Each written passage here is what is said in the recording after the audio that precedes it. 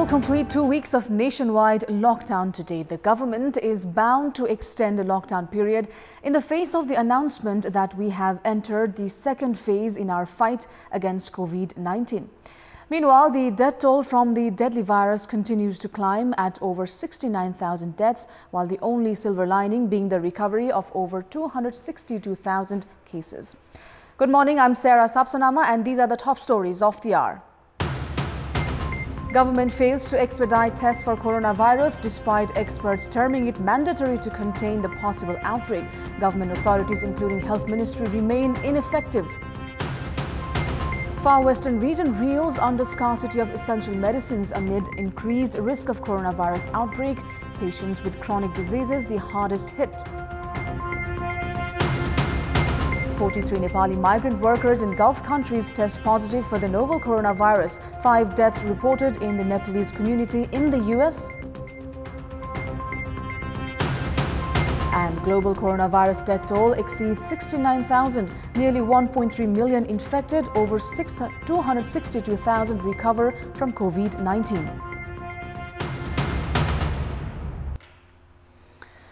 An emergency cabinet meeting called by Prime Minister KP Sharma Oli yesterday decided to expedite coronavirus tests in Baglung, Kailali and Kanchanpur districts in a bid to contain the community outbreak of the virus.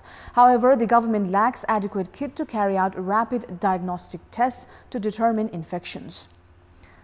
Meanwhile, the Ministry of Health, along with other stakeholder authorities, are in a dilemma on arranging for the kit necessary to carry out the coronavirus tests across the country. As per the government records, more than 130,000 Nepalis entering the country's far western districts from India in the past 3 weeks. 3 youths who had returned to Kailali and Kanchanpur from India have tested positive for coronavirus. A family member of the infected individual in Kailali too has tested positive for the virus. This has led to speculations that the infection must have spread to others as well in these 2 districts. Baglung district too has fallen within the red zone as 2 Nepali nationals who had returned from Belgium in the district tested positive for coronavirus. There are also thousands of others who entered from India via different transits and have already reached their respective districts in Karnali and the other parts of the far west.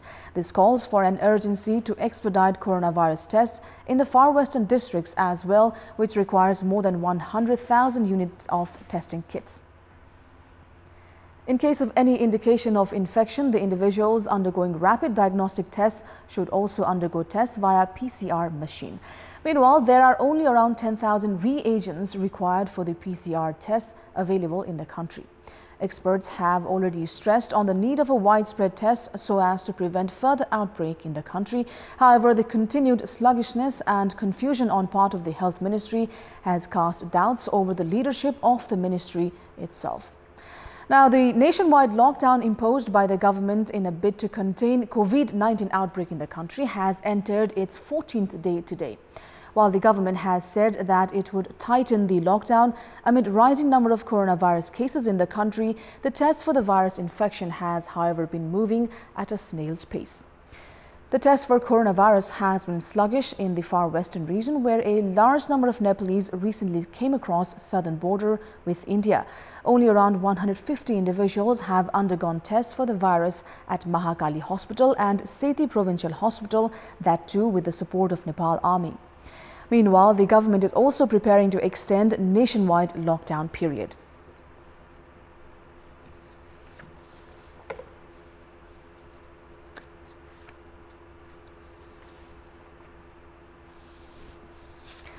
A number of Nepali nationals who are abroad for employment have also tested positive for the novel coronavirus. However, Nepali migrant workers in South Korea have started getting back to their works. Meanwhile, 5 Nepali nationals have reported to have died in the US due to coronavirus infection. Among them, 4 died in New York on Saturday alone. More than 500 Nepali nationals have been infected with the coronavirus across the US. More than 3 million Nepalese are estimated to be working in the Gulf nations. According to the Foreign Ministry, 43 Nepali nationals have tested positive for COVID-19 in Portugal and in the Gulf countries including Bahrain, UAE, Qatar and Saudi Arabia. Most of these nations have undergone partial lockdown due to spread of the novel coronavirus. Likewise, many Nepali youths have been to Macau, Cyprus, Oman, South Korea and Israel, among others, for employment. However, there are no reports of Nepali nationals contracting the coronavirus in these countries. According to the Nepalese embassies in these countries, the Nepali migrant workers need not worry at the moment, for all these countries have set up measures for the safety of their workers. Now, joining us on Viber, we have today Dr. Toya Baral, who is principal scientist at a leading pharmaceutical company and currently living in San Jose, San Francisco, California. Dr. Baral, given that the fatalities are rising in the US, how is the general mood out there? Hello, good morning. As you mentioned in your report that there is a heightened numbers of cases in US particularly, and Nepali, we are not any different than the whole society. There is anxiety, there is a stress, there is a some kind of uncertainty. However, at the same time, there are many organizations, many Nepali organizations who are providing proper information and suggesting people to, get the proper information and then, to be cautious but not panicking. So there is anxiety, there are stresses, but a lot of people are really counseling not to panic, but to be prepared. Dr. Baral, there have been also reports that some 5 deaths of Nepali nationals in there. How is our Nepalese community responding to the COVID-19 pandemic as of this moment, apart from the consultations and support to one another?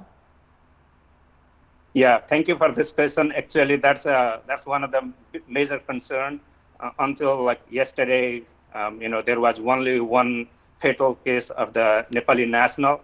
However, there are reports from New York there might have been other fatality yesterday, although there are, not confirmed what are the causes for those 4 individuals who passed away yesterday.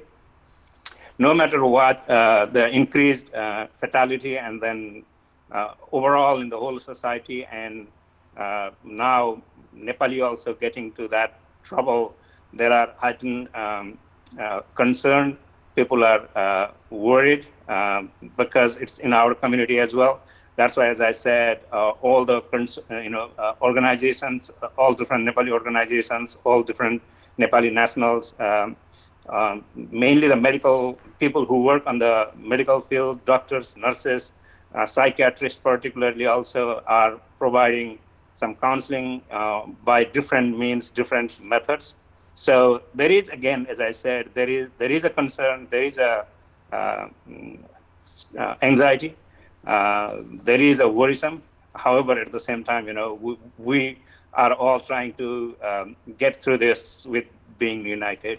Dr. Baral, just to confirm on this, did you say that the reason or causes for the death of those 5 Nepali nationals is not confirmed? That's what I have been listening today. Although at the very beginning, many people thought those 4 individuals who passed away yesterday were by corona, but today actually in Nepali communities and among the Nepali nationals, the cause actually of all 4. For certain, one individual who passed away yesterday most probably is a corona complication. The death of the other 3 individuals, I think it's not. Death is confirmed, but is it due to corona or not? I think there are still not very sure. At least the information I do have. So moving on, Dr. Baral, as a health expert yourself, what is your opinion regarding the virus? Can you also probably shed light on the different medicines used and their effectiveness? How far away are we from an anti-coronavirus vaccine? Thank you for this very interesting and important question. This virus seems to, we all know it's a very infective, very contagious. It has been transmitted worldwide in a very short time. So it's a very fast moving, fast transmitting, highly contagious virus. So that's the nature of the virus. Concerning to the medicine, as we all know, there is no approved drug, any medicine currently available anywhere in the world, including USA or anywhere else.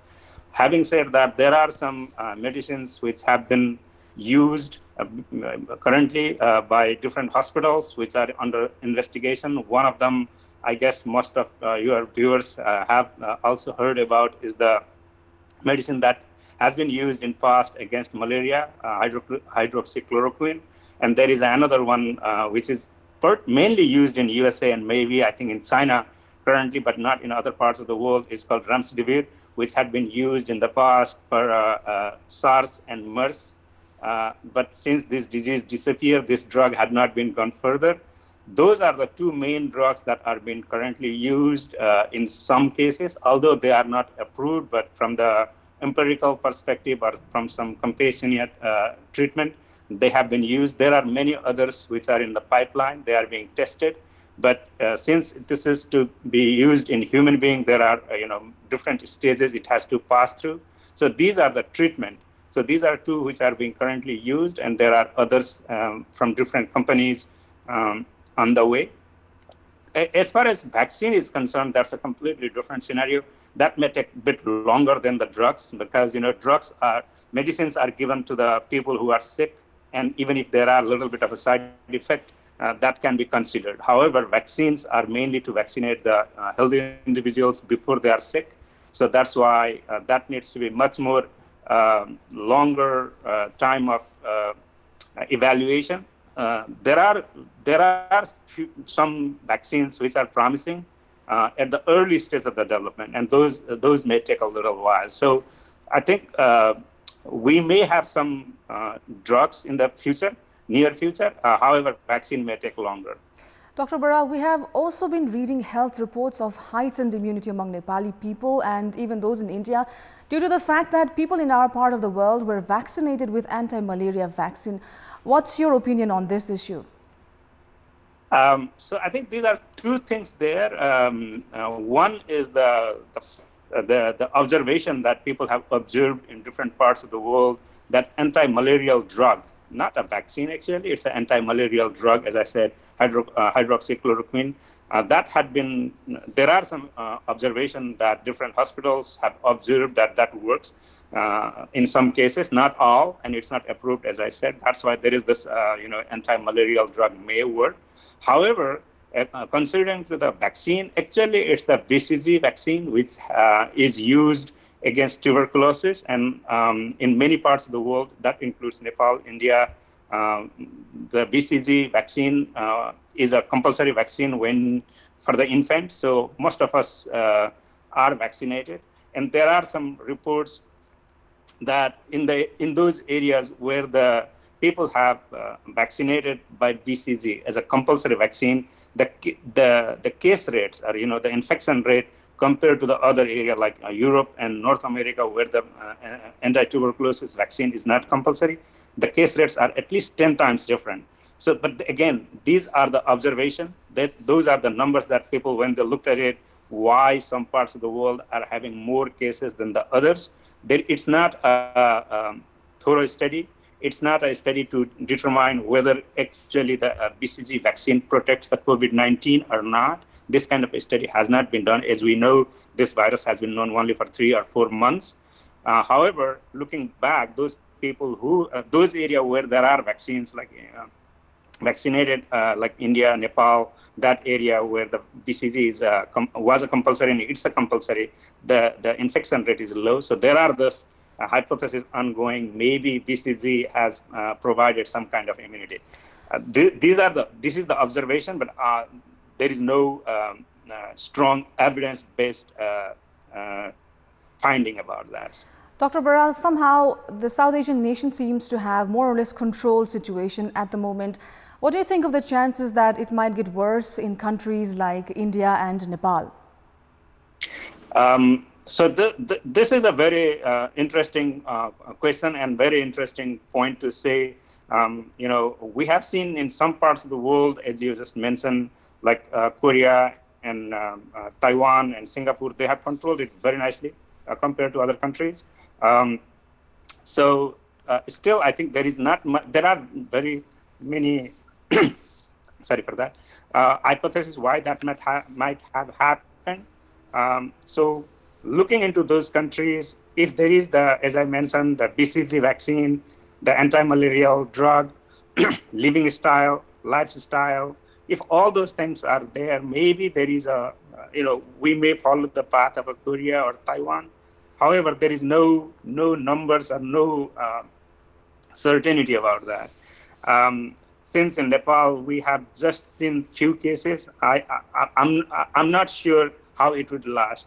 But I think one thing would for sure would work is that in many other places also where they have strictly practiced the social distancing and maintaining hygiene, the rules and regulations that are enforced or requested by the local authority, federal government, in US particularly, CDC and WHO, wherever that instructions are followed properly, the cases have been controlled. So in Nepal also, since right now what I have heard from the news is that the lockdown is very strictly followed. So I'm very hopeful it will be controlled much better than the other parts like US and Europe. Thank you for joining us, Dr. Baral. That was Dr. Toya Baral, Principal Scientist at a leading pharmaceutical company and currently residing in San Jose, California, US. It's time now for our segment Public Pulse, where you text us with your opinion. Public Pulse. The question is, why hasn't any action been taken against the ones involved in irregularities in supply of essentials during the national crisis? Your options are A, lack of seriousness, B, prevalence of impunity, and C, political cover. The voting is on. Type NEWS, select your option A, B or C and send it to 34001 to share your opinion with us. It's time now for our special segment, Off the Beat.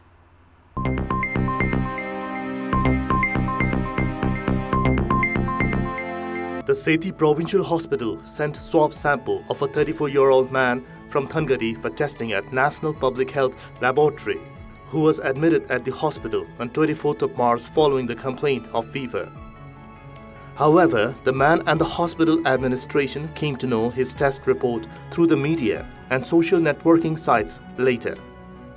The test report was first sent to the Health Ministry and the World Health Organization instead of the concerned hospital. Earlier, similar case was seen while revealing the test report of a 32-year-old man from Thading who tested positive for coronavirus. The medical team attending the patient expressed their outrage, citing that the government did not consider the sensitivity of the role and profession in this situation and warned the government that it would affect the overall work of the hospital. A doctor depends on the lab test report of a patient who is supposed to get the information related to a particular disease. However, the doctors in this case were forced to depend on other sources to receive the test reports. Before wrapping up, here's a look at the top stories once again. Government fails to expedite tests for coronavirus despite experts terming it mandatory to contain the possible outbreak. Government authorities, including the Health Ministry, remain ineffective. Far Western region reels under scarcity of essential medicines amid increased risk of coronavirus outbreak. Patients with chronic diseases the hardest hit. 43 Nepali migrant workers in Gulf countries test positive for the novel coronavirus. 5 deaths reported in the Nepalese community in the US. And global coronavirus death toll exceeds 69,000. Nearly 1.3 million infected, over 262,000 recover from COVID-19. And that's all for the moment. Keep watching Kantipur Television HD for more news and entertainment. Good day and stay safe.